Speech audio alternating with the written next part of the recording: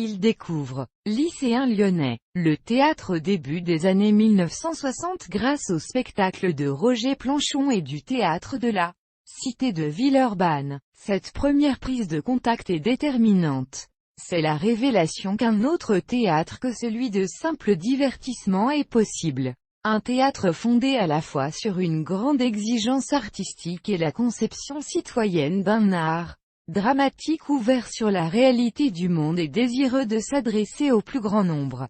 Ces principes, qui sont ceux de la décentralisation, ont évidemment contribué à former de façon décisive l'idée que René Loyon se fait du théâtre et de sa responsabilité sociale. Formation. En 1967 et 1968, élève à l'école de la Comédie de Saint-Étienne dirigée par Jean Dasté, un des fondateurs historiques de la décentralisation et au centre de formation du théâtre de l'Ouest parisien. Acteur dès 1969. René Loyon a joué avec de nombreux metteurs en scène. Jacques Cramer, Bernard Sobel, Bruno Bayen, Gabriel Garand, Anne-Marie Lazzarini, Claude de Yersin, Antoine Vitesse, Gildas Bourdet, Charles Tordidjman, Alain Françon, entre autres. De 1969 à 1975, René Loyon co-anime avec Jacques Cramer et Charles Tordidjman le Théâtre populaire de Lorraine.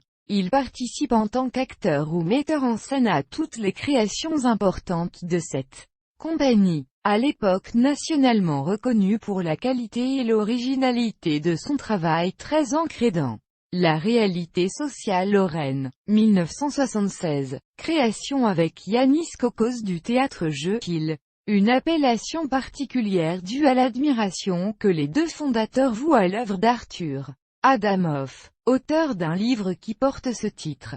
Une appellation qui contient le projet artistique de la compagnie, lié indissociablement vie individuelle et vie collective. L'intime et l'histoire.